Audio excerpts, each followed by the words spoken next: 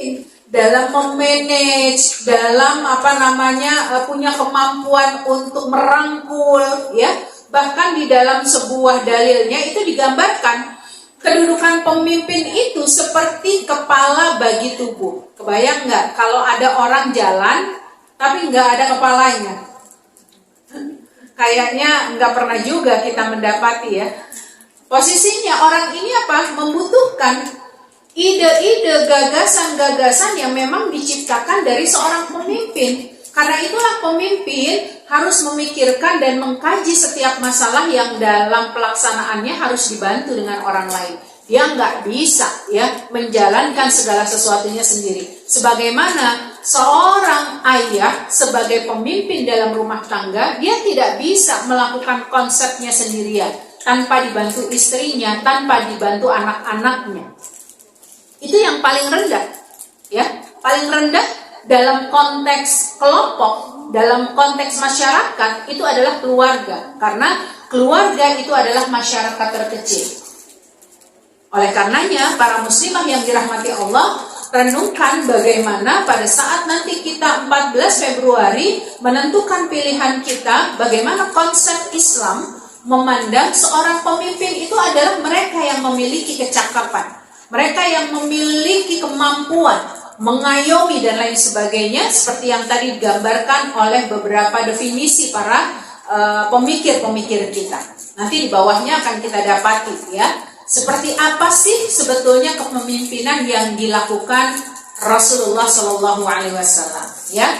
Baik, yang pertama, ibu-ibu yang dirahmati Allah dan para muslimah yang dicintai Allah Subhanahu Wa Taala, kebiasaan Rasulullah Sallallahu Alaihi Wasallam itu melakukan apapun pasti dengan cara musyawarah. Nggak ada saling selingkuh. Yang dimaksud dengan selingkuh adalah nggak ada Rasulullah Sallallahu Alaihi Wasallam ketika itu berbicara tentang permasalahan umat, tidak dia sertakan sahabat dalam memecahkan masalah tersebut. Walaupun kriteria sebagai Rasulullah SAW sebagai utusan Allah nggak perlu musyawarah pun bisa. Karena apa? Wala yantiqu 'anil hawa in huwa illa wahyu yuha. Karena Rasulullah SAW setiap kalamnya itu adalah wahyu Allah. Nggak ada yang masuk ke dalam pembicaraannya itu kecuali kalamullah. Nggak ada dia turut campurkan itu hawa nafsu. Menunjukkan Rasulullah SAW adalah basyariyah, manusia sama kayak kita. Karena sama kayak kita, gitu ya, Rasulullah SAW butuh orang-orang yang kompeten untuk apa? Memberikan input, masukan, ya, dari apa yang akan dia selesaikan dari wahyu-wahyu Allah Subhanahu Wa Taala. Masya Allah, berarti para muslimah yang dirahmati Allah, kalau kita ketemu dengan gaya di negeri kita ini kan ada kabinet, ya. Jadi kalau presiden itu ada kabinet-kabinet. Tapi nggak sedikit kabinet-kabinet itu yang posisinya dicocok hidung. Aja gitu. Sehingga apa? Ide-ide brilian, ide-ide dan gagasan-gagasan yang bagus untuk memberikan pesan bahwa Indonesia ini bisa loh menjadi lebih baik. Kenapa? Gemah ripah loh jinawi yang ada di Indonesia ini luar biasa. Ya, alhamdulillah Allah izinkan saya mendapatkan kesempatan untuk melanglang buana di seluruh Indonesia, gitu ya, untuk melakukan safari dakwah.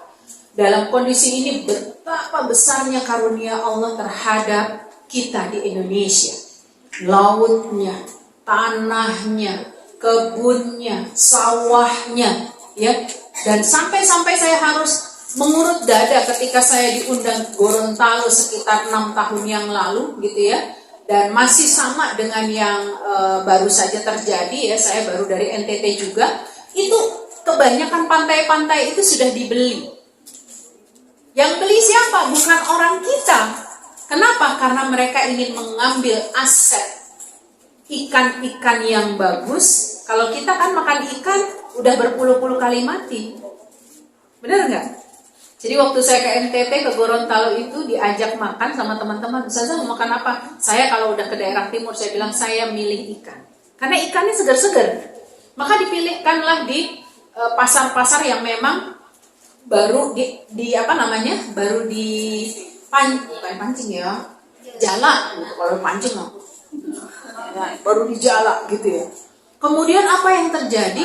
Ketika masuk ke pasar itu ya, mereka akan langsung, ayo makan, ikan sekali mati katanya gitu. Maksudnya ikan sekali mati itu ketika kita mau makan baru dimatiin, ya. Nah karena tahu kita bahwa bukan orang asli situ, ayo sini makan di sini. Kalau di Jakarta itu ikan berkali-kali mati, gitu. Benar.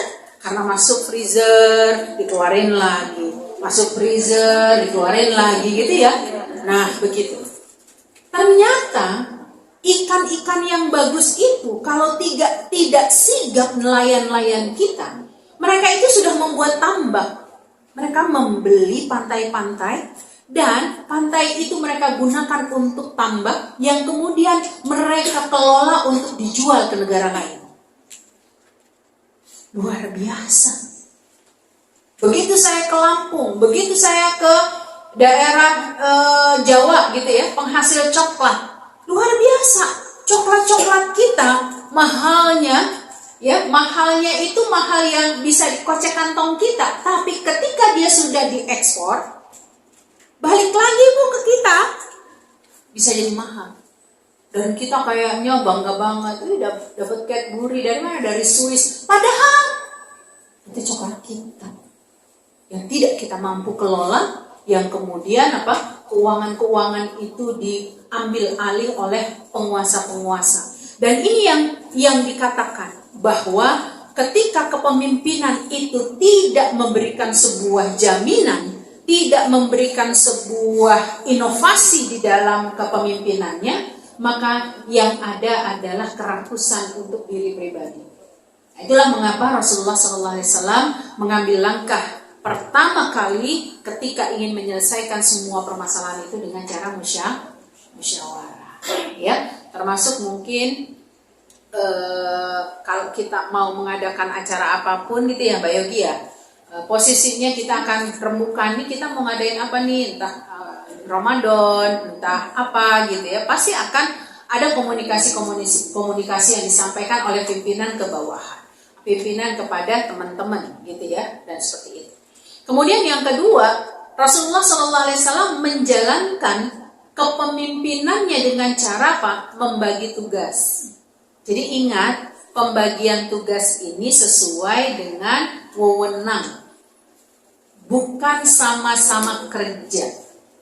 Tapi ada kerjaan dibagi sama, dibagi rata, agar semuanya bisa mencapai tujuan pada konsep yang ingin diambil. Contoh kita, ya, kerja di rumah, ya, semua pengennya apa? Yang gampang, nyapu aja, buang sampah aja. Sementara yang ngepel nggak ada, yang nyuci nggak ada, gitu ya. Kalau untuk urusan perempuan, ini kita bicara tentang masalah perempuan. Berarti apa? Akan terbengkalai. Nah begitu juga dalam konsep pembagian tugas di negeri kita. Ini ada konsep siapa yang menguruskan tentang pendidikan, siapa yang mengurus tentang kemaritiman, siapa yang mengurus tentang masalah kelautan, kan begitu. Semua dibuat dalam rangka apa? Untuk memberikan tanggung jawab terhadap apa yang menjadi ranah dari para Dewan Menteri. Tapi kenyataannya ketika tidak masuk di sana orang-orang yang profesional, orang-orang yang memang memiliki kapabilitas yang baik, maka yang terfikirnya adalah bagaimana membuat konsep bukan bernegara, tapi bagaimana membuat konsep untuk satu lingkungan hidup. Kan beda. Ketika kita berbicara tentang keluarga, pasti ruang lingkupnya lebih kecil. Ketika kita bicara tentang RT, agak sedikit melebar. Terus melebar sampai kepada tingkat kepemimpinan paling tinggi di negeri kita ini adalah presiden. Nah ini, jadi nanti kita akan temui bahwa bagaimana konsep Rasulullah SAW itu membagi tugas. Ya, membagi tugas kepada para sahabatnya. Siapa untuk urusan berperang diserahkan kepada siapa? Siapa kalau berbicara tentang masalah keuangan? Siapa yang diamanahkan untuk berbicara tentang masalah perkebunan? Gitu ya. Itu di masa Rasulullah SAW dibagi. Jadi jangan kita anggap di masa Rasulullah SAW itu hanya bicara tentang konsep perang. Gitu ya. Tapi bagaimana Rasulullah SAW itu punya perdana menteri yang mereka itu adalah orang-orang yang berkomitmen untuk menjalankan apa yang digambarkan dalam Islam ketika mereka menjadi seorang pemimpin. Baik, ya. Kemudian yang ketiga, memberikan penghargaan. Penghargaan yang sifatnya sewajarnya.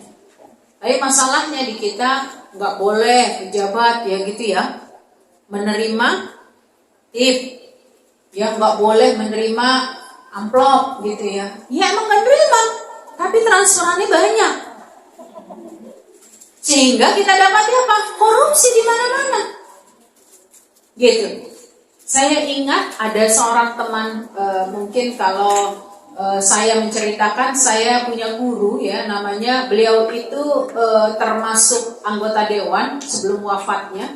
Beliau itu pernah cerita kepada saya, Sin, Masya Allah luar biasa ketika berada di lapangan anggota dewan ini. Apa yang dia ceritakan? Luar biasa. Duit 2M itu sudah ada di atas meja. Untuk merubah apa? Merubah kebijakan. Jadi waktu itu ada kebijakan ya sebelum ini gitu ya, sebelum berapa tahun yang lalu lah, kurang lebih 10 tahun yang lalu. Ini cerita kurang lebih 10 tahun yang lalu. Konsep di mana kita ingin memperjuangkan masalah pendidikan yang dananya harus di atas berapa triliun. Tapi karena beliau ini seorang diri di fraksi tersebut, ya di dalam apa rapat paripurna itu, gitu ya. Apa yang terjadi? Dia harus sholat, harus izin sholat karena waktu udah mepet mau menjelang maghrib. Bayangin belum sholat asar. Bismillah dia tinggalkan karena dia harus lebih mendahulukan Allah, kan begitu ya. Tinggal kurang lebih setengah jam lagi sudah mau maghrib gitu. Dia tinggalkan. Apa yang terjadi? Kebijakan berubah. Ya, kebijakan berubah. Begitu kebijakan berubah, tiba-tiba dia apa? Di atas mejanya itu sudah ada uang. Sudah terima. Nah, kalau kita tidak kuat-kuat iman, ya, dana-dana ini akan berseliweran.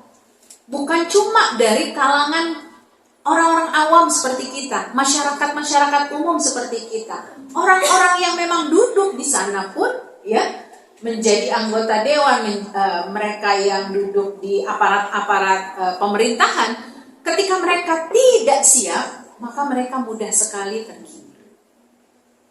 Ya. Ini banyak banget cerita-cerita ya bagaimana teman-teman kami ya, karena kami sama-sama sebagai dai ya, tugas kami adalah menyampaikan, tugas kami adalah berdakwah. Itu ada salah satu kawan saya terus terang dia langsung bercerita kepada teman-teman yang lain, gila, gue dikasih dana nih berapa? 1M. Ya, ada teman saya lagi dia dikatakan gini, aduh gimana ya? Saya mau dikasih mobil operasional. Jadi iming-imingnya cukup besar gitu. Iming-iming ketika apa? Sebetulnya memberikan penghargaan gitu ya. Itu bukan tugasnya. Kalau sekarang kan lagi ribet-ribetnya, caleg-caleg ya. Seolah-olah memberi apresiasi. Tapi setelah itu nggak ada apresiasi gitu. Ya, maka sesungguhnya dalam Islam, bagaimana Rasulullah SAW justru menjalankan ketika seseorang sudah menjadi pemimpin, dia melihat bagaimana kinerja anak buahnya itu melakukan satu perjalanan kinerja dan tanggung jawabnya, disitulah perlu mendapatkan penghargaan. Dan penghargaannya adalah penghargaan yang wajar sesuai dengan prestasinya. Ya, prestasi-prestasi ini sebagai bentuk apa? Motivasi. Ternyata dalam Islam boleh. Yang nggak boleh itu adalah sesuatu yang akhirnya membawa orang tersebut punya kategori melakukan riswah, melakukan tindakan bahwa berhutang budi gitu ya, itu tidak boleh. Ya. Kemudian yang keempat, memberikan perhatian serius kepada orang-orang yang dipimpinnya. Jadi, maka kebayang, kalau kepala rumah tangga dia menjadi pemimpin, yaitu seorang suami atau seorang ayah, yang dipimpin berapa? Istrinya sama anak-anaknya. Kalau anaknya 2, dia harus bertanggung jawab nih, istri sama 2 anaknya. Dia kontrol, itu masih lebih memungkinkan, benar nggak? Tapi ketika skopnya udah luas, Pak RT aja, belum tentu dia juga mampu mengayomi, memahami permasalahan yang ada di dalam rumah tangga dari masyarakat yang diampuknya. Apalagi skop yang lebih besar, ya, RT, RW, ya, terus kelurahan, kemudian camat, bupati, wali kota atau bupati, kemudian gubernur, ya, sampai pada tingkat selanjutnya. Nah, maka memberikan perhatian serius kepada orang-orang yang dipimpinnya ini harus terdelegasikan. Kalau di kita, ya tadi ada kementerian-kementerian khusus, dialah yang punya tugas, dialah yang punya wewenang, ya, untuk menjalankan apa yang menjadi tanggung jawabnya dari hasil syura, dari hasil musyawarah yang dilakukan. Nah, ini yang dilakukan oleh Rasulullah. Jadi nggak semena-mena. Rasulullah SAW menjadi seorang pemimpin, apalagi sekali berrasulullah, ya, beliau adalah utusan Allah. Ya, nggak ada istilah kalimat pokoknya, yaitu nggak ada. Ya. Kemudian yang kelima, memberikan arahan, bimbingan, dan rangsangan untuk mandiri. Ini konsep yang dilakukan oleh Rasulullah SAW. Jadi kalau beliau menjadi seorang pemimpin, beliau ingin orang lain pun bukan hanya siap dipimpin, tapi mereka harus dipersiapkan menjadi pemimpin. Jadi kebayang, ya, memberikan transfer, transfer bukan transfer uang, tapi transfer motivasi, transfer pemahaman agar kamu siap semuanya menjadi seorang pemimpin. Kebayang ada seorang laki-laki muda berusia 17 tahun. Saat itu Usamah bin Zaid masih berusia 17 tahun, yang kemudian Rasulullah memintanya untuk menjadi panglima, menggantikan Khalid bin Walid. Padahal Khalid bin Walid itu, kalau dia menjadi panglima perang, itu sampai-sampai para sahabat ngomong, alah, kalau peperangan di mana-mana ada Khalid pasti menang, gitu. Berarti sangat ketergantungan banget gitu sama Khalid bin Walid ini, dan sangat ekspresif banget ngikutin peperangan yang dikomandani oleh Khalid bin Walid. Namun keinginan Rasulullah ini belum tersampaikan sampai akhirnya Rasulullah SAW wafat. Maka pada saat masa pengganti Rasulullah, yaitu Abu Bakar As-Siddiq, maka diangkatlah Usamah ini menjadi panglima. Wah, itu sempat ada yang komplain. Apalagi di masa Umar, pengganti Abu Bakar. Karena Abu Bakar itu menjabat cuma 2 tahun. Ya. Abu Bakar ini menjabat cuma 2 tahun, wafat, langsung digantikan Umar. Kurang lebih 12 tahun ya menjabat. Nah, pada saat waktu Umar itu langsung tergantikan yang namanya Khalid bin Walid dengan Usamah. Wah, yang lain komplain. Ini nggak pakai otak apa nih, gitu ya?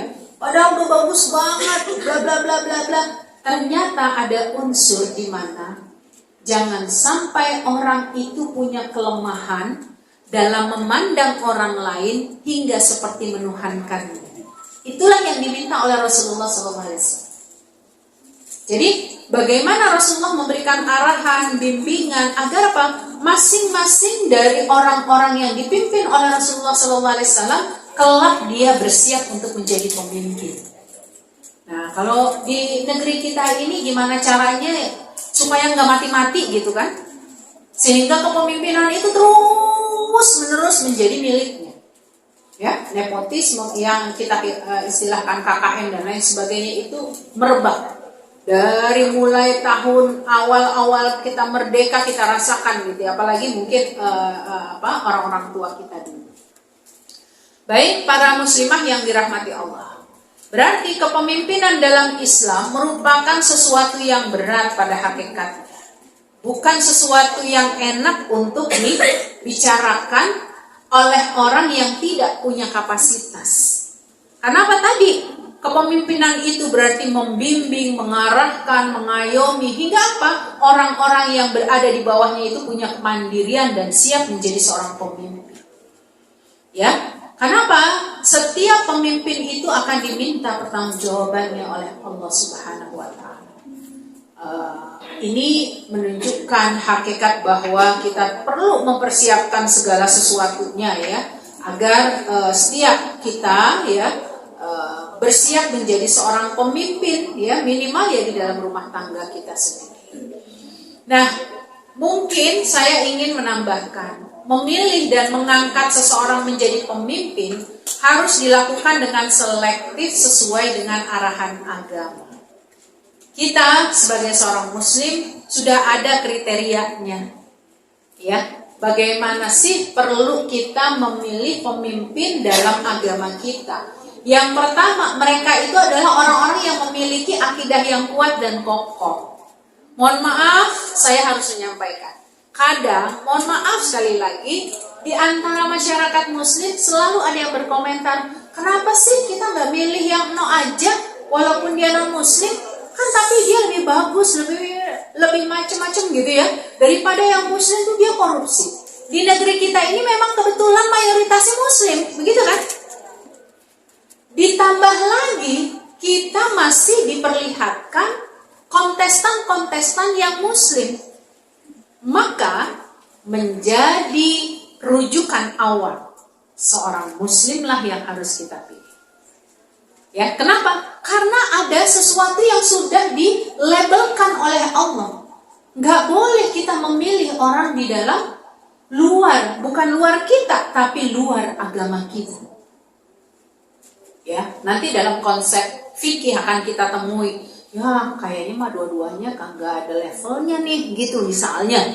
Tapi kita ada prinsip fikih, akhafu darurain. Ambil yang paling ringan mudorotnya nih dari seorang pemimpin ini. Dua-duanya sebenarnya kurang baik gitu ya, tapi ambil yang kira-kira pemimpin ini enggak membuat kebijakan-kebijakan yang memudorotkan masyarakat misalnya. Nah, itu konsep. Tapi kalau kita udah di hadapan kita itu ada pemimpin yang memiliki akidah yang kuat, akidah yang kokoh, kemudian ditambah lagi memiliki pemahaman Islam yang baik, gitu ya, maka nggak ada lagi pilihan itu. Udah, bismillahirrahmanirrahim. Kenapa? Para muslimah, ketika kita mencoblos nanti di tanggal 14 besok, kita pun akan diminta pertanggungjawaban oleh Allah. Ya, kita pun akan diminta pertanggungjawaban oleh Allah. Nah, kemudian yang ketiga, dalam Islam ini memiliki daya ingat yang kuat, cerdas, wawasan luas, berpandangan ke masa depan yang lebih baik. Ini ada hadisnya. Cuma karena saya baru ngerjainnya tadi malam, hadisnya belum bisa saya masukkan gitu ya. Nanti insya Allah saya mungkin bisa tambahkan ya kepada Mbak Yogi.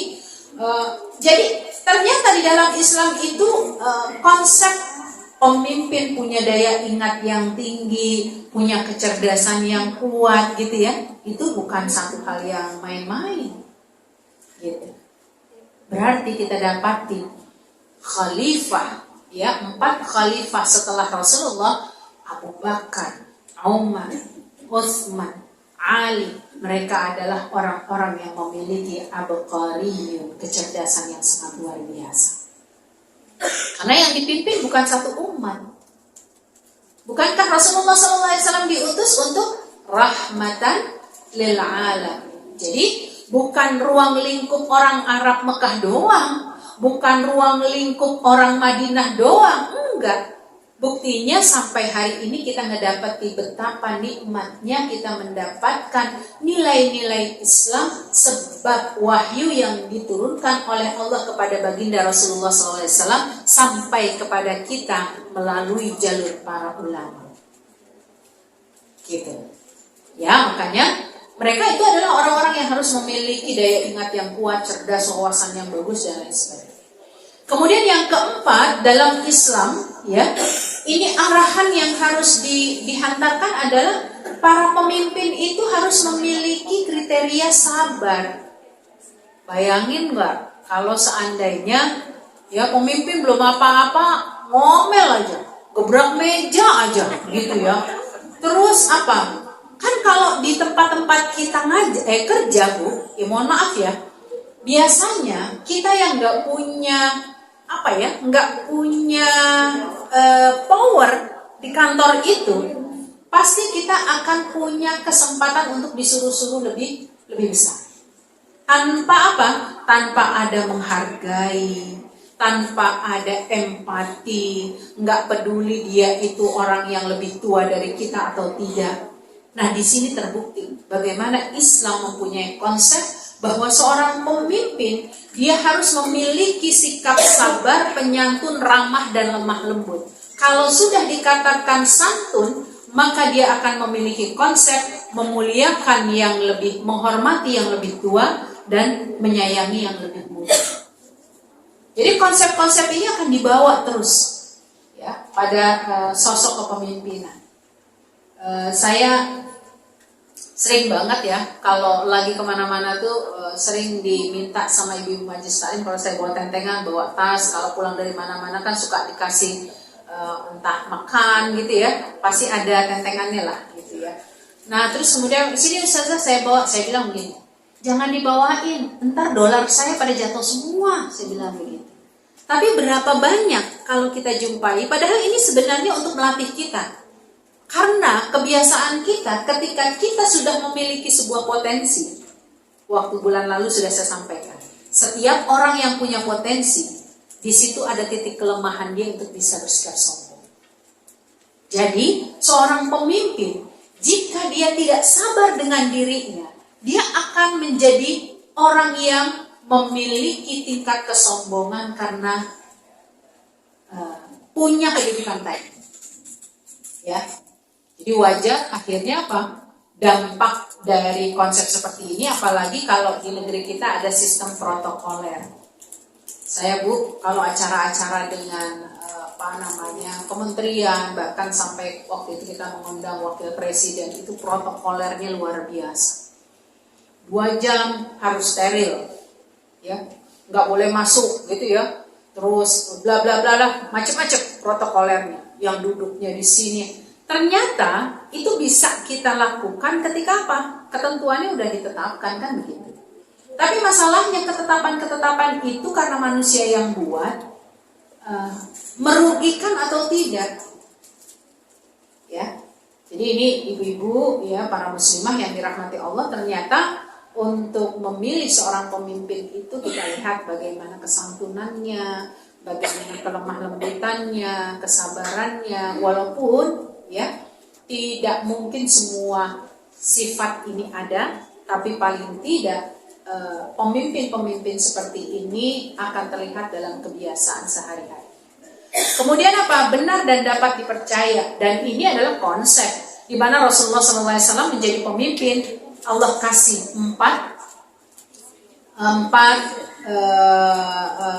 sifatnya. Yang pertama apa? Sidik. Ya.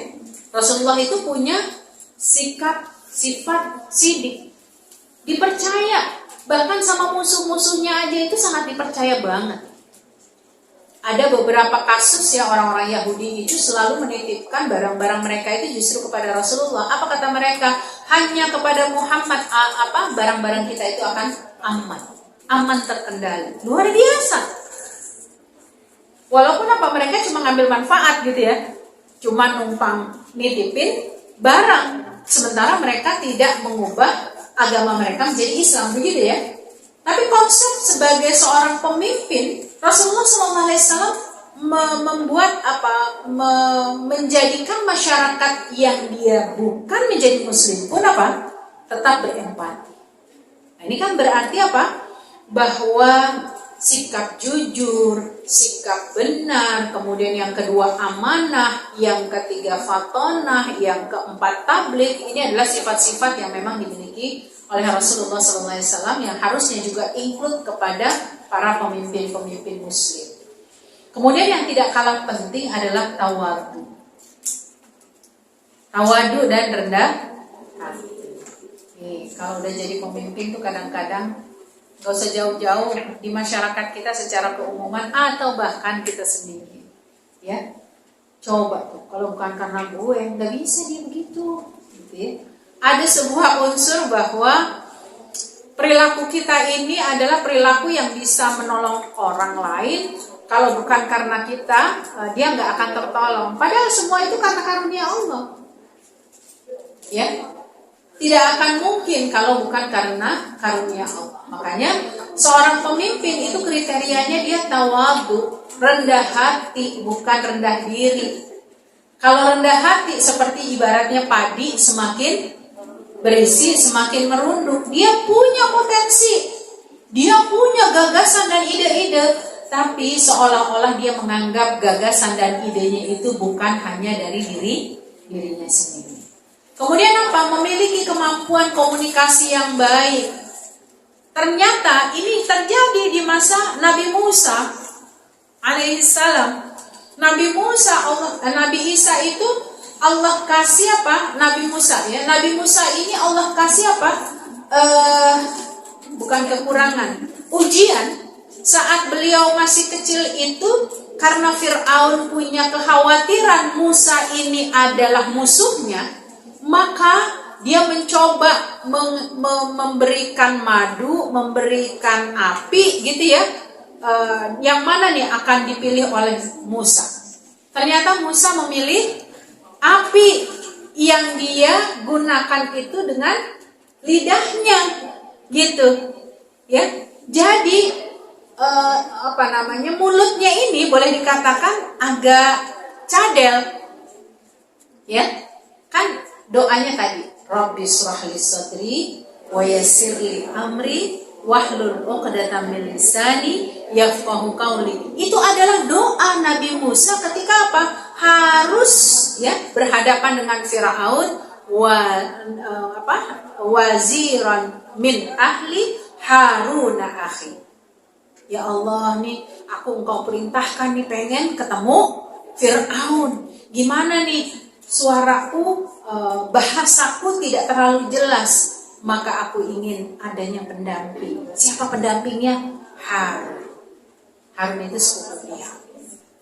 Ya, jadi di sini nanti akan ada konsep bahwa seorang pemimpin itu butuh asisten yang akan mendampingi kegiatan-kegiatan kerja-kerja yang harus dilakukan.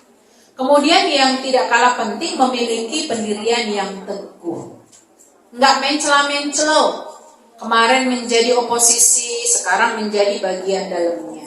Ya, kemudian kemarin misalnya memilih A, sekarang memilih B, misalnya seperti itu. Nah, maka kita harus mencoba melihat bagaimana seorang pemimpin itu memiliki konsep yang teguh. Ya, memiliki pendirian yang kokoh. Jangan sampai mereka mencela-mencela, kecuali mereka berpindah itu karena mereka mengetahui mana yang baik, mana yang buruk. Ya. Nah, kemudian bertindak adil. Adil ini bukan berarti sama rata. Tentu wilayah dan kawasan masing-masing itu berbeda. Ya, Masya Allah ketika kami harus ke daerah bagian timur para muslimah, Masya Allah luar biasa. Allah kasih kesempatan bagi saya untuk mengelilingi Nusantara ini. Ya, intinya kalau kita di Jakarta itu udah enak banget. Mau kemana aja, ya, mentok-mentok pakai Gojek masih bisa. Saya berdakwah kemana-mana Bu, itu baru sekali pertama kali ngalamin. Pertama naik pesawat, dijemput naik mobil, ternyata untuk berada ke satu tempat itu nggak bisa dilalui mobil, akhirnya naik motor. begitu selesai naik motor, saya pikir udah berhenti sampai situ, ternyata nggak bisa. Karena itu daerah curam yang bisa dilewati hanya dengan gerobak. Jadi saya naik gerobak, Bu. Ya, naik gerobak untuk mencapai satu tujuan. Kenapa? Karena jalannya pada saat itu habis hujan ya, itu beceknya luar biasa, nggak bisa dilalui oleh motor, kecuali dengan jalan kaki. Dan kalau jalan kaki bagi kita orang yang bukan wilayah asli itu akan kesulitan untuk menapak. Jadi kebayang kita apa aja udah enak, palu gada, apa lu mau ada. Ya, sementara saudara-saudara kita, makanya wajar kalau negeri ini sekarang membutuhkan apa? Kepemimpinan yang bisa adil. Gitu. Yang bisa dirasakan, apa yang dirasakan di Jakarta itu bisa dirasakan oleh saudara-saudara kita di daerah lain. Gak usah jauh-jauh. Saya belum lama dari Gunung Kidul. Saya berpikir Gunung Kidul itu adalah sesuatu yang mudah terjangkau banget gitu ya. Nggak kayak di Indonesia Timur gitu. Tapi Masya Allah luar biasa. Masih banyak saya temui di sana itu mereka yang harus menggadaikan akidah mereka disebabkan kekurangan makanan. Sampai saya ketemu dengan bule saya ya alhamdulillah saya orang seberang tapi punya bule gitu ya, karena om saya menikah gitu dengan, jadi saya bahagia banget gitu ya bisa pulang, ya ada kampung lah gitu ya. Karena suami saya orang Betawi, jadi anak-anak tuh suka nanya gini, kita nggak pulang-pulang kampung ya gitu. Karena kan kampungnya Betawi gitu ya. Ibu dan bapak saya sudah meninggal, jadi kami tidak bisa kembali pulang kampung. Nah, jadi beliau menyatakan, waduh, gitu. Di sini mah alhamdulillah begitu. Jadi kalau kayak pemilu-pemilu seperti ini, uang 20.000 itu berharga banget. Makanya kadang-kadang terjadi jual beli 20.000. Kenapa? Mereka bisa makan untuk satu keluarga. Yang lebih menyesakkan dada, itu ada satu keluarga ya, di situ lafal Allah ya, lukisan Allah, itu kaligrafi Allah, tapi di sebelahnya juga yang nggak pakai baju, ya, yang disalib. Kan kita bingung, kenapa dalam satu rumah ini ada dua agama, walaupun mereka menganggapnya mereka Muslim, tapi rupanya mereka terbantu dengan ya ada dapat beras setiap bulan, dapat Indomie, dengan konsekuensi mereka menitipkan ya akidah mereka di rumah itu. Ternyata nggak sedikit akhirnya yang lama-lama berubah lagi akidah. Disitulah kita dapati banyaknya kristenisasi. Nah itu ya. Kemudian apa? Optimis. Seorang pemimpin itu harus optimis. Nggak boleh pemimpin itu bentar-bentar mengeluh, bentar-bentar putus asa. Kebayang ketika seorang pemimpin putus asa, mengeluh, bagaimana dengan kondisi anak buahnya? Itulah yang terjadi ketika Muhammad Al-Fatih harus berhadapan dengan musuh-musuhnya. Bagaimana Musa harus berhadapan dengan musuh-musuhnya, yaitu Fir'aun. Sementara di belakangnya itu sudah banyak tentara bersama Fir'aun, ya, Fir'aun dan tentaranya. Sementara di depannya Laut Merah, yang mereka akan mengatakan maju mati, mundur juga mati. Karena mereka nggak mungkin berenang ke lautan itu. Kalau ke belakang mereka mundur, berarti mereka harus siap menjadi santapan dari Fir'aun dan tentaranya. Namun apa kata Musa, ya, bahwa Musa memberikan motivasi. Tenanglah wahai kaumku, sesungguhnya innallaha ma'ana. Allah pasti akan memberikan ya satu jalan keluar bagi kita. Ternyata betul. Begitu sangat dekatnya Fir'aun, turunlah firman Allah untuk mengetukkan tongkatnya Musa ke dalam laut, tepian laut itu. Dengan serta-merta terbelah laut itu, kemudian Nabi Musa dan pengikutnya ya itu bisa melewati. Begitu sudah melewati, maka Nabi Musa alaihissalam kemudian menutup kembali laut yang terbelah, dan tenggelamlah Fir'aun, gitu ya. Walaupun kita temui Fir'aun itu sekalipun tenggelam, tapi Allah ingin memperlihatkan bagaimana tenggelamnya Fir'aun itu yang akhirnya ditemukan menjadi mumi, ya. Makanya wajar akhirnya banyak orang yang tetap simpati, tetap merasa nyaman gitu ya menjadi Fir'aun. Karena seolah-olah Fir'aun itu walaupun mati tetap diabadikan. Kemudian yang terakhir, selain dia optimis, fisik yang sehat, ya. Nah, makanya kita dapati pasti pemimpin-pemimpin yang seperti ini akan memiliki jiwa kepemimpinan. Pasti. Kenapa? Karena punya perencanaan yang baik, pengorganisasian, pemetaan gitu ya, pemetaan dalam kepemimpinannya, kemudian pelaksanaan aktivitas dengan cara mendelegasi dan lain sebagainya. Dan yang tidak kalah penting adalah controlling, ya. Makanya wajar kalau hari ini di negeri kita betul-betul carut marut, dan kita berupaya berdoa kepada Allah agar negeri kita di 2024, wabil khusus pada tanggal 14 Februari mendatang, itu akan Allah kirimkan ya seorang pemimpin yang memiliki kriteria yang baik ini, sehingga Indonesia mendapatkan baldatun thayyibatun wa rabbun ghafur. Pemimpin yang bisa mengubah negeri ini yang hutangnya udah 800 triliun. Jadi kalau diasumsikan negeri kita terdapat 280 juta manusia, satu kepala kita ini sudah terbebani ya 28 juta per orangnya. Ya, belum lagi yang masih kecil-kecil, masih orang-orang itu semuanya sudah terbebani 28 juta. Ya, sementara masyarakat kita dipenuhi dengan kemiskinan.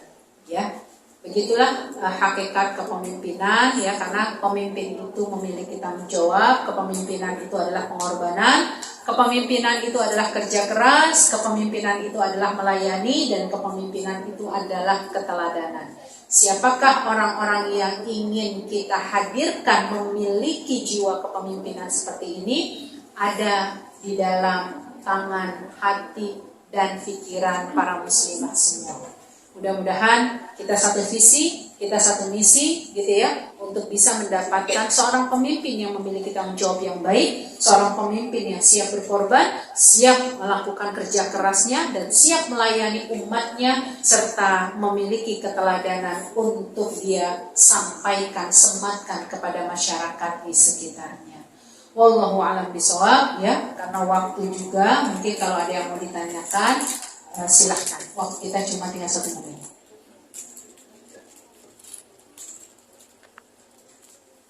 Terima kasih Ustazah, Masya Allah ya, kawasan kita kita terbuka bagaimana bisa memandang kepemimpinan ya, kepemimpinan. Nah, kira-kira ada yang ingin ditanyakan dalam waktu 1 menit ini? Kayaknya mungkin sudah cukup Ustazah. Iya, tinggal nyoblosnya doang kan? Iya, dari doa Ustazah tadi ya, semoga kita diberikan oleh Allah keterbukaan pikiran dan hati untuk memilih pemimpin yang sesuai dengan kriteria Islam tadi yang sudah dijelaskan oleh Ustazah. Baik ya kakak-kakak semua, alhamdulillah kita sudah habis waktunya, dan selanjutnya waktu untuk istirahat dan salat untuk kakak-kakak semua. Sebelumnya kita tutup dulu dengan doa ya yang akan dibawakan oleh Ustazah. Marilah sama-sama kita tutup dengan doa. Kita sampaikan suratul Fatihah. Semoga Allah Subhanahu wa Ta'ala memberikan kemudahan bagi kita untuk bisa memilih pemimpin yang berkualitas dalam koridor mereka yang bertakwa kepada Allah, mereka yang takut kepada Allah, dan mereka yang memiliki tanggung jawab yang penuh kepada Allah Subhanahu wa Ta'ala.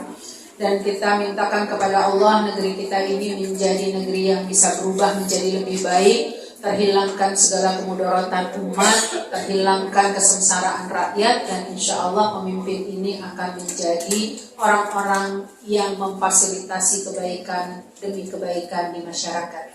Ala hadhihi niyyah wa likulli niyatin shalihah ila hadratin Nabil Mustafa sallallahu alaihi wasallam. Al-Fatihah. A'udzu billahi minasyaitonir rajim. Bismillahirrahmanirrahim. Alhamdulillahi Rabbil Alamin, Ar-Rahmanir Rahim, Maliki Yawmiddin.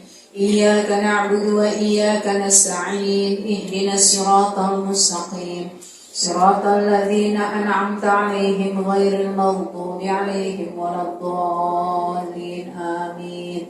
Nastaghfirullahaladzim, nastaghfirullahaladzim, nastaghfirullahaladzim, likulli dhanbin 'adzim wa natubu ilaih. رضينا بالله ربا وبالإسلام دينا وبمحمد نبي ورسوله. اللهم صل على سيدنا محمد وعلى آل سيدنا محمد. ربنا اغفر لنا ذنوبنا وكفر عنا سيئاتنا وتوفنا مع الأبرار. اللهم إياك نعبد وإياك نستعين. اهدنا الصراط المستقيم. اللهم سلامة في الدين وعافية في الجسد وزيادة في العلم وبركة في الرزق وتوبة قبل الموت ورحمة عند الموت ومغفرة بعد الموت. اللهم هون علينا في سكرات الموت والنجاة من النار والعفو عند الحساب. اللهم افتح لنا أبواب الخير وأبواب البركة وأبواب النعمة وأبواب الصحة وأبواب السلامة وأبواب الرزق وأبواب التوبة وأبواب المغفرة وأبواب الجنة يا مجيب السائلين. ربنا هب لنا من أزواجنا وذرياتنا قرة أعين واجعلنا للمتقين إماما. اللهم اجعل أولادنا أولادا صالحين حافظين للقرآن والسنة فقهاء في الدين مقيمين الصلاة مباركا حياتهم في الدنيا والآخرة. اللهم اختم لنا بحسن الخاتمة. اللهم اجعل بلادنا بلادا آمنين. اللهم اجعل بلادنا بلادا آمنين. ربنا تقبل دعاءنا يا رب العالمين. ربنا آتنا في الدنيا حسنة وفي الآخرة حسنة وقنا عذاب النار. وصلى اللهم على سيدنا محمد النبي الكريم وعلى آله وصحبه وسلم. Walhamdulillahi Rabbil Alamin. Subhanakallahumma wa bihamdika asyhadu an la ilaha illa anta astaghfiruka wa atubu ilaik. Wa bil taufiq wa hidayah wa afu minkum. Wassalamualaikum warahmatullahi wabarakatuh. Izin dong mau foto sebentar. Oke ya.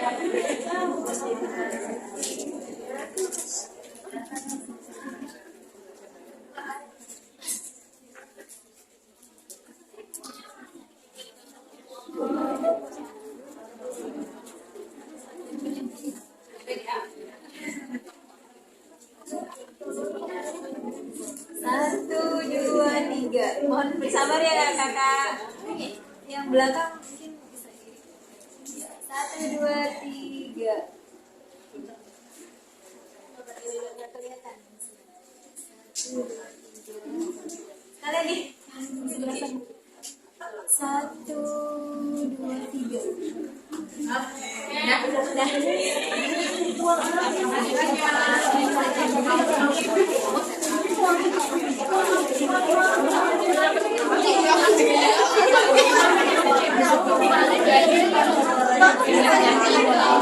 Udah.